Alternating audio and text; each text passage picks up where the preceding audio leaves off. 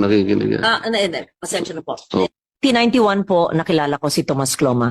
Oo, 1991 pala. Sige. Nakinig po ako. Sige, then I'll have a transcript. Have you clarified, you want to read something to record? Ngunit, kung itinuturo po nila na Tomas Cloma ay siyang nag-discover ng Spratlys, ang dami pong bansa ang talagang nag-object. Maling-mali yung mga ginagawa ninyo. Ini-edit ninyo yung mga video, pinapalabas ninyo na si Senador Rodante Marcolita ang nilecturean ni Senadora Loren Legarda. Ayun. O. Tama ba yun? Ginagawa ninyo? Pangit. Bias. Bayaran kayo. Panoorin ninyo ito. Buong video.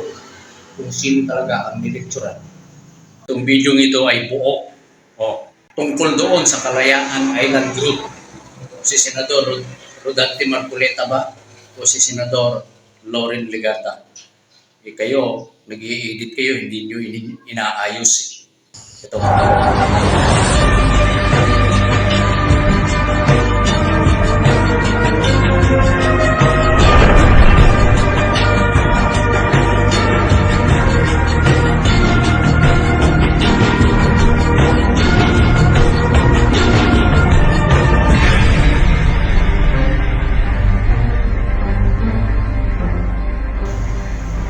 Pero bago yan ay nais ko munang bumati sa inyo ng isang magandang araw po sa inyong lahat.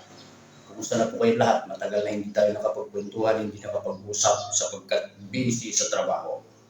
Kaya pasensya na po kayo ngayon. Ngayon lang muli nakapag-usap. Ngayon lang muli tayo nakapag-usap sa ganitong pagkakataon. Shout out po sa lahat ng aking mga basher. Mag-comment kayo dyan. Lahat po ng mga subscriber, maraming salamat po. Magandang araw po, magandang hapon, magandang gabi. Tuloy na tayo sa ating video. Did I give you enough time? Yes, ma'am, and thank you very much for the time. Yes, I'm sorry I had to take a call because I wanted to give the time to my colleague to clarify certain statements. I apologize, I did not hear what you said, but whatever he says is what he says. You'll be able to read what I said anyway, madam. I will read transcript. the transcript of records and whatever clarification the good senator has said. I would suggest that you state it in plenary so that it is in record in the plenary session, whatever it has. Then we proceed with our bills. Thank you. So, kayo po, it's never too late to take up GSC. It's never too late to take masters in national security. Provided Matikan na abogado na kayo. provided they will exclude the Tomas Cloma issue. Totoo naman yun Hindi Hindi, wala pala sa... The general already confirmed it to me. It may not be the classes, Yeah. it's historical fact. In fact, sino ang bihasa? Who can give us the historical perspective of the Spratlys? Because when I was a young journalist in the 80s, anong taon yun? Tomas Cloma interview ko. Google him. Tanong mo kay Jane, ngayon na. Kanino ko pa sinabi 30 minutes ago. In-interview ko po si Tomas Cloma sa bahay niya sa Quezon City. Tawagan si Rizabel Cloma. Yung apo niyang si Rizabel nandun. But retired na si Rizabel. That was like, I was in my 20s. And I interviewed Tomas Cloma. And we talked about the Spratlys in the 80s. And then, fast forward 1992, I took up my master's in national security at 32 years old. At the Blue Book, one of our exams, in the term paper, was on the South China Sea issue on the Spratlys. Wala pang computer, wala pang soft copy. Handwritten ko yun sa isang Blue Book ko. Mahahanap kaya ng NDCP yung Blue Book ni Loren Legarda noong 1992.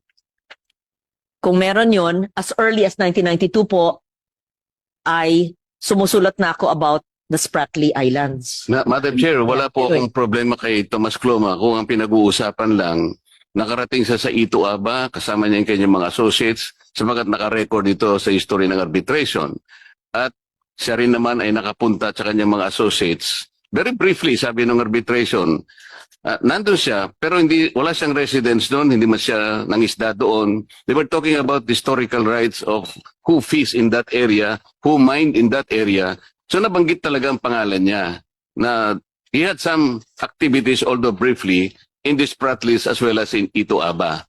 Yun ay hindi natin pwedeng alisin sa history. Ngunit, kung itinuturo po nila na Tomas Cloma ay siyang nag-discover ng Spratlys, ang dami pong bansa ang talagang nag-object. Kaya baka mamamali po yung mga estudyante na magte-take up ng course na yan. At lalong-lalo naman, hindi niya i-donate because paano niya po i-donate? On record po ito, the Philippines is one of those countries who objected kasi nga hindi siya terra nullius eh. Meaning to say, there are a lot of discoveries already prior to 1956 when he declared the freedom land. Yun lang po ang part na dapat wag nating susundin dahil mali yun. Lalong-lalo naman na sinabing dinonate. At yan daw ay formalized sa Presidential Decree 1596. Maling-mali po yun. Kahit basahin po ninyo yung PD 1596, wala pong sinasabi tungkol kay Tomas Cloma. Yun po yung lang gusto kong burahin natin. Pag-aari po natin yung occupied territories natin not because they were discovered or donated by Tomas Cloma. Pag-aari natin simply because nandun ang mga tao natin and we have effective control. Under public international law, kung sino merong effective control, siya yung may-ari. That's the status now. So wag nating sasangkot si Tomas Cloma sa mga bagay na hindi tama para sa kanya. So yun lang pong i-correct natin. Let us cleanse the part of that course na pinalalabas na discoverer siya at dinonate na at pinormalize ni President Marcos in his presidential decree. That was all wrong. That is historical distortion. I think that is very, very clear, General. Thank you po. So, nakikinig. Pasensya na po. Oh. 1991 po, nakilala ko si Tomas Cloma. Oo, 1991 pala. Sige. Nakinig po ako. Sige, then I'll have a transcript. Have you clarified, you want to read something into record?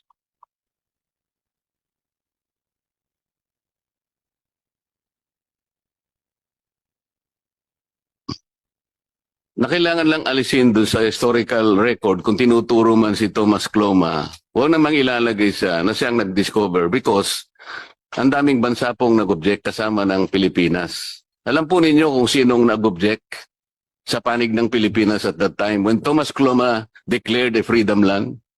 Do you know who represented our country when he himself objected to the declaration of Tomas Cloma? Alam po ba ninyo kung sino?